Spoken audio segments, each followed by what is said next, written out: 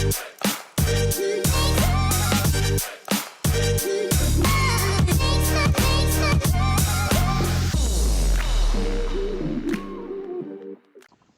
and welcome from me, Philip Nothard, to this week's special Motor Trade podcast interview brought to you in association with eBay Motors Group. So many thanks for listening to this latest in our series of special interviews themed around sharing best practices as car retailers manage their way through COVID-19 crisis. Previous interviews with industry leaders and analysts are still available to stream online from Apple, Google Podcasts, Spotify and of course motortraderadio.com.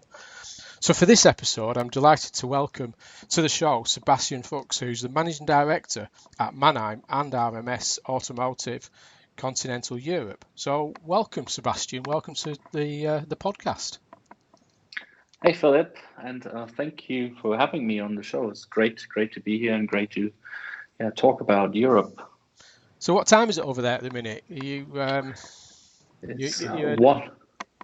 You're an hour ahead, aren't you? Exactly. Yeah, Yes. You're an hour ahead of us, aren't you? So, and the weather, are you getting the good weather over there, or is it turned at the minute? Well, we're getting actually a little less good weather than you obviously had over in the UK, where we're just about scratching the 25 degrees. But I think the forecast for the weekend's good. So, it's Friday, couple of hours more, and we can enjoy the sun. Yes. So, I mean, Sebastian, you've joined us just at the time where dealerships across most of the UK have been allowed now to reopen. Scotland being the last to open, who are coming on next week as this podcast goes live. So, for the listeners, they're obviously keen to hear some of the insights and trends from the continental European markets that you look after and you're involved with, and some of their experiences since the easing of COVID-19 lockdown measures. And so perhaps could you start by sort of outlining what lockdown was like within your sector, within that wholesale market, and for the used car market across Europe? Yeah, absolutely, Philip. And maybe just to give a short introduction as well, also to my responsibilities. RMS obviously a software platform that runs purely digital and online, and then the physical auction business in Spain and in Portugal, which, as you can imagine, lockdown has had completely different impacts on that. And one of my other roles that I also fulfill is also looking after the BMW China account that we're running with RMS. And China, as you know, is been the first market to be hit by what was the corona or is the corona pandemic. So this was the first market. So actually, I was in the fortunate position to already in January realizing that something was going to happen, and we actually saw on our dashboards, our numbers, what was happening with the dealers there. And if you talk about Europe, then we almost pre-warned a little bit because of that. But living here in Munich, it was a very interesting experience, because I think the German government's really done a job of preparing the public for this, walking week by week towards the lockdown. So the industry was kind of really prepared, and it didn't come as a complete shock. So I mean, obviously, that's the thing. I mean, obviously, there's been we won't get into politics too much about the UK government on the podcast, but I think looking at some of the analysis coming out of the Google mobility trends that were sharing some of their mobility data across the global market, and particularly looking at the European markets compared to the UK, as you say, I mean, Germany shut down fairly quickly and swiftly ahead of the UK, as did one or two of the other European markets. And so you in terms of that insight, and we did recently interview a UK dealer, and they have representation in Italy, and they, again, similar to yourself, said that they saw what was happening in some of their European businesses, and the speed in which it was starting to shut down, and they sort of felt that they had a early insight as to what was going to happen over in the UK. So in terms of the wholesale market then, for the used car market, what has that been like through lockdown? Because obviously it swiftly shut down. We know that the US has really continued to operate, but what was it like across Europe? Yeah, it's an interesting one, and Philip, I'm looking at one of our dashboards with one of my eyes while I'm talking here to you, and it's quite obviously the lockdowns happened sort of second half of March across continental Europe, and you can see that in the transactions really that the numbers started to fall off in March. We basically went to about 60% in trade activity across Europe in March compared to a normal year. Yeah. April, then we went down to probably what was somewhere around 20-25%. And here again, differences by country. Obviously, Italy, Spain walking into very hard lockdowns where there was really in April then absolutely no activity. Whereas Germany, France, they had minimal activities still going on. We had like a ground noise level, I would say, very, very limited activity that we have seen there.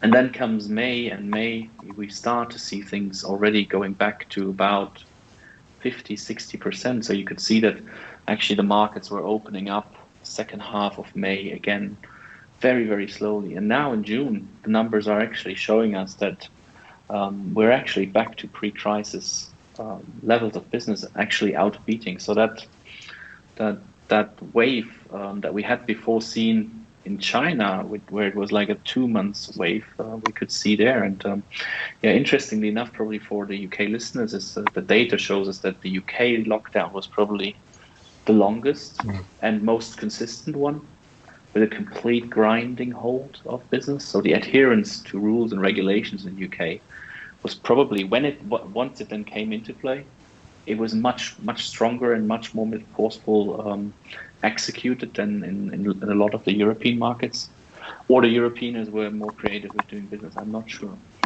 Yeah, I mean it's difficult, isn't it? Because you're looking at some of the purely May new car registration activity. I mean, UK was probably the most severe hit, down 89% compared to some of the European. I mean, Germany, I think, was down 40%, Italy down 49%, France again down 49%. So the UK was particularly hit very heavy in the month of May, because they didn't really open any UK businesses until the 1st of June. So they lost all of both April and May, whereas I think you're saying there that you started to sort of see activity recovery through the second half of May.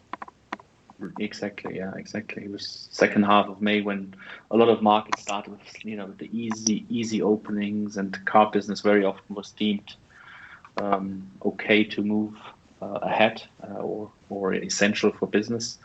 I mean, the workshops have always been open more or less for the necessary repairs. So the dealers have probably fared quite okay. And to be honest, most of the big dealers that I've been talking to during the crisis and during the real hard lockdown, they actually took time to renovate, restructure, look at their digital capabilities, and it has really driven a lot of thinking of people towards that new trend of digital selling and buying. So it's been really an interesting time for everything digital.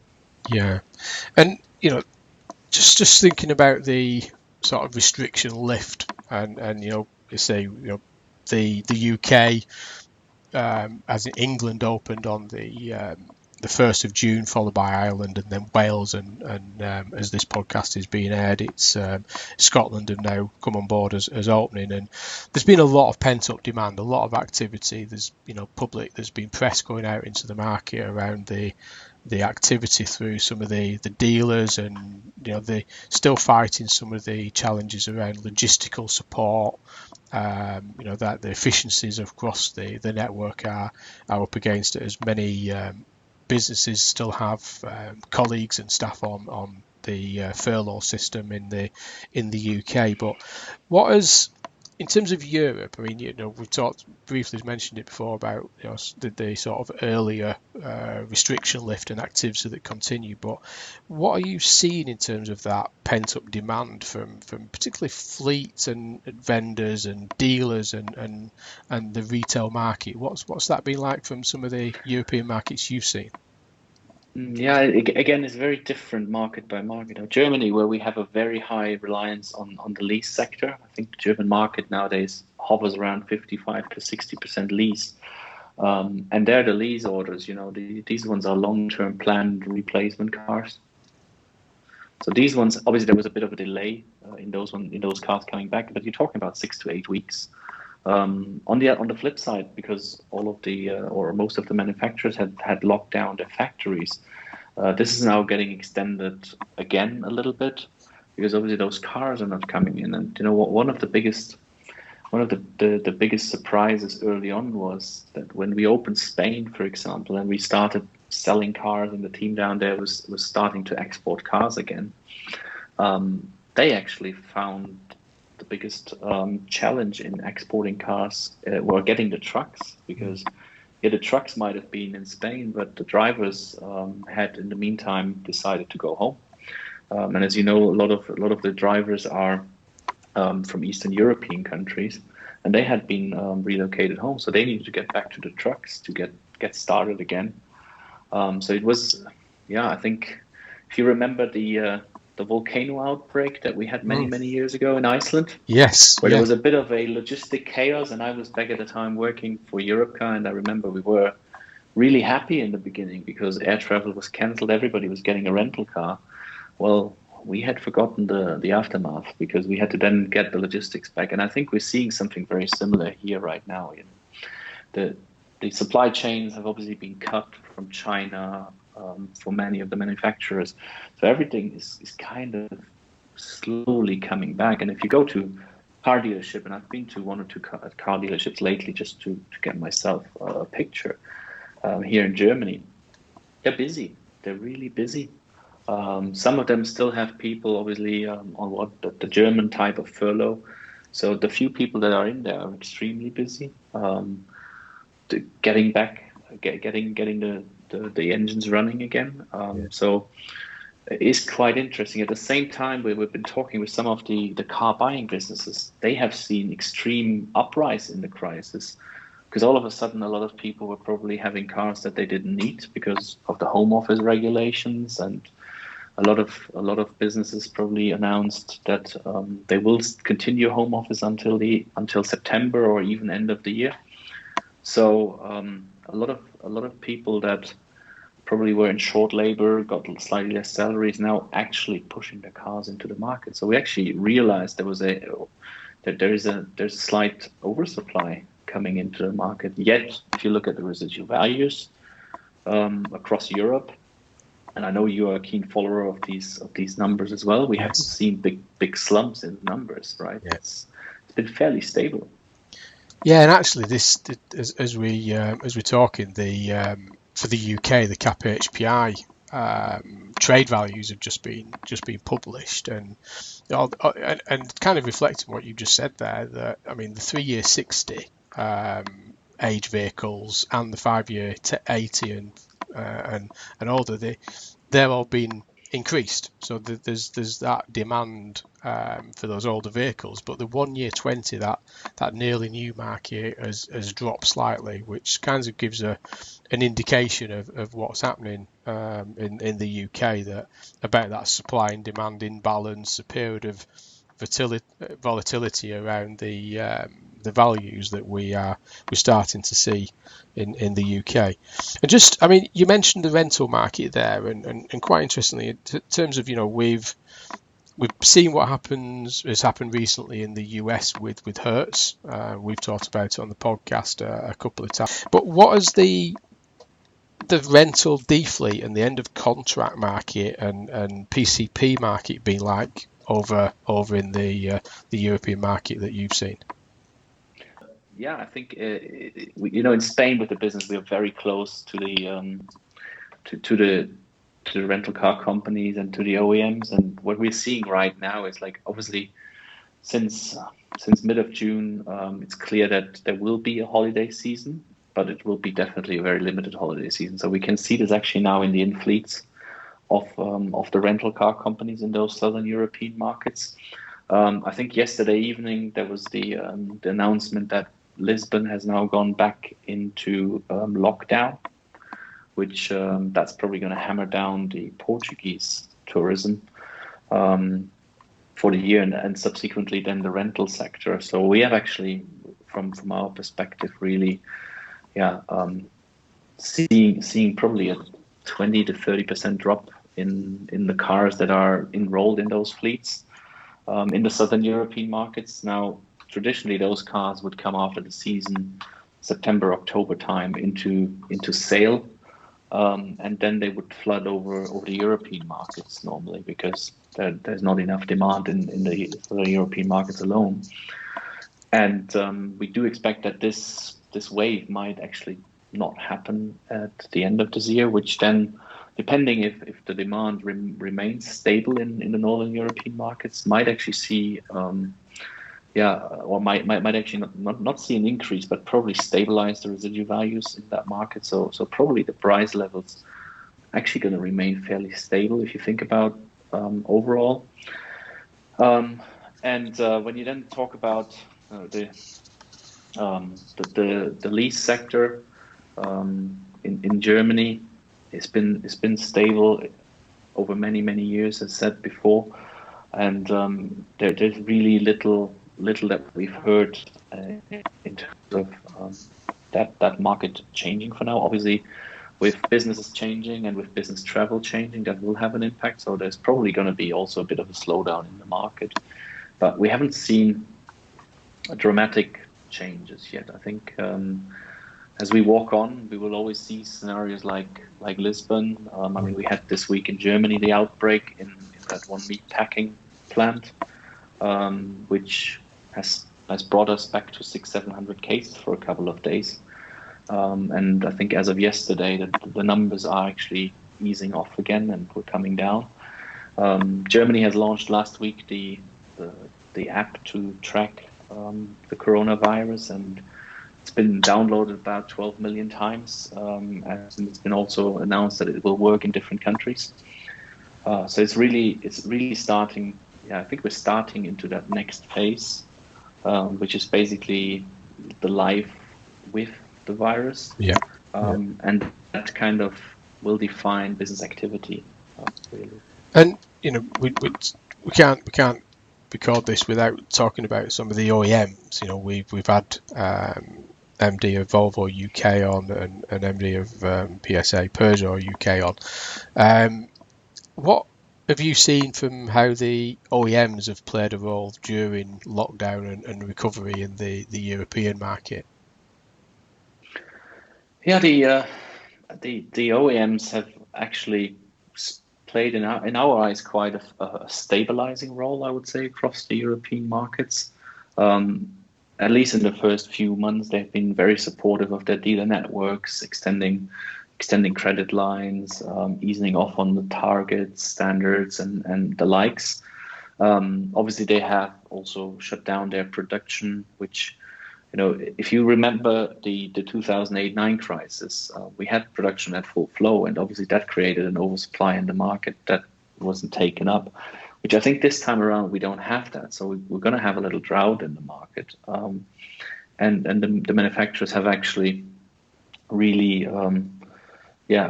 probably done the right thing here, even though it was probably driven by the fact that their supply chains were cut and they were not allowed to run the businesses. But ultimately, if you look at it, it was probably the right thing because the world's taken a pause and now it's starting again. And looking at the market, if you wanted to buy a new car, there's probably not been a better moment than right now over the last 3 to 4 years. Some of the activation offers we've seen here in Germany are really, I don't want to use the word crazy, but they're very attractive. Let's put it this way. Yeah, they've returned at strength, haven't they? I think some of the OEMs had cited. I mean, obviously there's been lots of conversations around stimulus in the UK and what's been happening in Spain, Germany, and France and other countries, and the conversations are still taking place around what the UK government's going to do to stimulate that new market in terms of scrappage, etc. But as you say there, I think Germany did support the UK, the German automotive sector fairly quickly, haven't they, with a substantial support package for the German market, which will have helped. And many of the manufacturers said that they did want to come out into the market fairly swiftly and fairly strong. They wanted to get going with support for their consumer market and sort of get a lot of incentives out fairly quickly. Yeah, absolutely. No, the German government has probably really tried to lead the charge here. Having said that, if you speak to the automotive industry and the dealers, they don't feel that much support, because I think everybody was hoping for scrappage schemes, much like we had them in the financial crisis, which the government hasn't done. They have focused, and I think quite rightly, have focused their support onto the environmental friendly cars, so the electric cars and the hybrids. Yeah. So that one's been supported, and it will help. I think what the German government has done this time around is really the VAT decrease that's going to set in from next month. So basically, we've got 4 more days, and living in Germany, you can already now see how companies are all jumping onto this. There's all the first supermarkets already telling you that they're going to double the VAT reduction. There's businesses coming out with offers around this, and obviously, if you talk about 3% VAT reduction on a 50,000 euro car, that's quite a big help to the consumer. So, the automotive industry in Germany has been complaining about the package, but I think in hindsight, in a couple of months, they probably look back at it and say, well, it wasn't actually the worst thing in the world, and it helped us a lot. At least my opinion. For Spain, Portugal, and the other markets, it remains to be seen. I mean, the Portuguese government has just gone out and extended their furloughing program to help. The Spanish government has never been really great support. They have done their utmost, but if you compare it to other markets, they have been really weak in their support packages. But again, we didn't want to talk politics, so I'll stop right. Yeah, we're careful. Yeah, we'll get you too involved with politics. We won't have time for that one.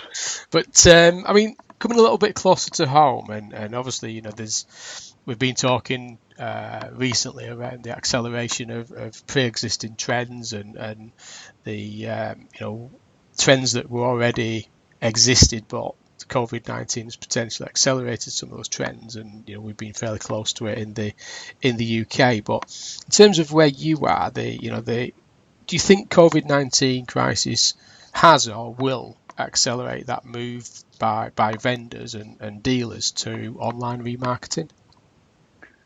Absolutely, Philip. Absolutely. I think there's no question behind that. I mean, the European markets have already not been that physical driven as probably some of the UK market, because of the strength of obviously Mannheim and BCA in the marketplace of the physical auction. Europe is much weaker when it comes to physical auction outlets. I mean, if you look at our Portuguese business, we've already been doing more than 50% of the sales anyway online. Our Spanish business doesn't even run a physical auction since many years anymore. And here in Germany, you can count the physical auction outlets on 2 hands, really. So there has been already some build up towards the online remarketing. But what we have actually seen is that a lot of the dealers are starting to look into how they dispose of their cars much more efficient and much quicker. I think one is the online trend. The other thing is the cash flow driven look at the business, something that has really been probably pushed up again with businesses having to look at cash flows in probably what's the most extreme situation in a lot of businesses' lifetime, where business really stopped overnight to a grinding halt, and then had to really survive for 5-6 weeks with almost no incoming revenues. That has probably stressed a lot of the dealers. So yeah, I mean, if you look at the RMS business, we had actually full capacity throughout the lockdowns. The teams have been working 100% all the way through, and you know, this is teams across the world in the UK in Leeds, but also in India, and all these people have been working from home. So it's been actually, from my perspective, a very inspiring time, because a lot of the OEMs, you know, to come back to the question about the OEMs, while they have worked with short labor and furlough programs, they have actually kept on minimum teams. And believe it or not, but we had actually a spike of demand coming through the crisis, because people came to us and said, hey, we wanted to do this all the time. Can you do it now, so that when we go back to business, we have it? So our teams have actually, from that perspective, been really, really busy. And you know, the German market with our new business has been also very interesting. Yeah, fertile ground now to come out with online remarketing. So, I mean, a nice link there to the final question for you, Sebastian. And in Germany, you've just launched Mannheim Express. Can you explain some of the thinking? I mean, you've probably just been talking a little bit about that anyway, in terms of some of the thinking, the rationale, and some of the strategic thought around that. But do you talk us through what it is and how it's gone in terms of that launch, and you know, what your thoughts are for the future of that across Europe? Absolutely, Philip. Are you sure? You know, this will be my biggest pleasure to tell you about this. You know, I've worked for many years myself in the remarketing industry, in the remarketing business. I've worked with dealers, I've worked with OEMs, with rental car companies, and throughout these experiences, one of the things that I was always a bit baffled is that there's a lot of data that you can find, you know, residual values you find with your Eurotax data or with your CAP data, you know, your inspection data you get from your glasses or DAT or whatever the supplier in the market is, and then you have your specification data. You know, how do you get to a car? All these things, they were so loose in the past, and the dealer always had to run 3 or 4 systems. And when we started thinking about the Mannheim Express tool, it was really that idea of building it all so that a dealer could basically take a car that comes in for a trade-in, make his decision whether he wants to retail the car or wholesale the car, and when his decision is wholesale, take his mobile phone, identify the car via the chassis number, upload the data from DAT automatically, do a walk around the car, declare everything. You know, has there been the service? Has it been maintained? Is the keys there? Is everything else in place and working? Take a couple of pictures, describe the condition of the car, and then at the end get a price indication by the system of what that car would bring in the retail market today. And then put it really from that mobile phone screen onto an auction. And all that, you know, if you train it a little bit, under 10 minutes without having to access different systems, putting the car up for an auction as long as you like as a dealer, for 48 hours, 72 hours, in some cases, maybe just an hour. So, you know, having that put all together into one package, I think we've really hit a sweet spot here in the market, because obviously right now it's all about speed. And as I told you before, for the dealers, it's about, you know, cash flow and making sure that the car gets sold quickly. So it was really an interesting moment, because obviously we started this process in terms of development end of last year. And then the lockdowns came, and obviously it was a bit of crisis mode everywhere in the businesses, and we were lucky enough that Cox as a company has given us green lights to continue and to not stop. So we actually had time to prepare. And then at the the tail end of the lockdown, we basically started calling dealers. And this was great for us because a lot of those dealers, as I told you before, were starting to look around anyway for the ways of working, how to be more agile, how to be more online. And it has opened us a lot of doors.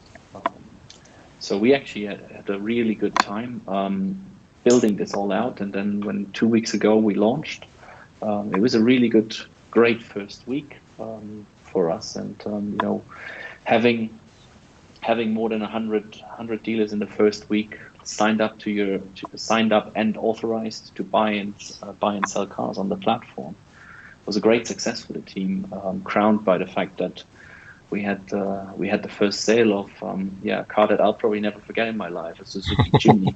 Yeah. Still waiting for the model car to arrive on my door now. I'm going to say, anybody listening to this podcast, I think that's what you've just you may get inundated now with images and things like this of Suzuki Jimnys, I suspect, now through social, but we'll keep an eye on that one. Yeah, we'll do. No, so it's been a really good time to get this out there, and the feedback that we've been getting from the dealers is really overwhelmingly positive, and it gives you great energy. And for me, it kind of, when you work throughout your lifetime and your career and you see problems, and when you get the chance to finally marvel out a product like this, be able to recruit a great team, it is a really inspiring time. So, a lot of people have said lockdown and Corona were tough on them, and I can understand that. I gotta say, for me, it flew by like nothing. Yeah. And it was a great, inspiring time, and probably go down in history to have launched a business in and amongst a global pandemic.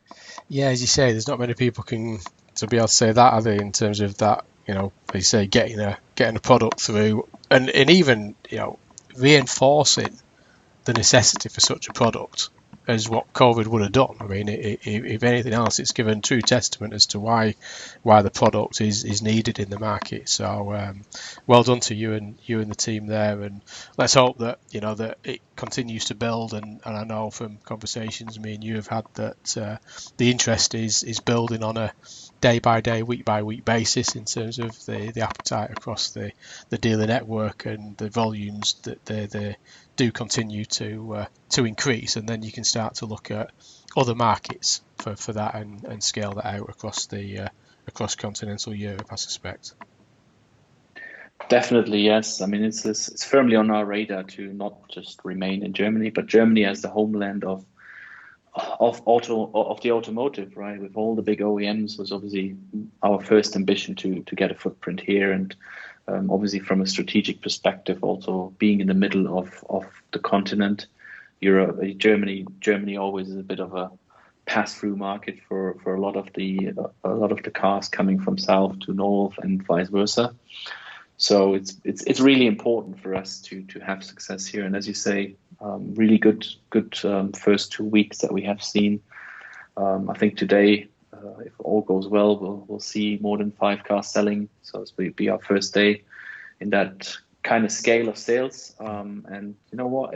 If we keep growing like this, then we're in a really good trajectory. And then we have a firm agenda to go into Spain, France, and Italy in the near future, and really make this the new platform for dealers in the European market. Excellent. I mean, it just leads me to say that, thanks for joining us on this podcast, Sebastian. It's been an absolute pleasure.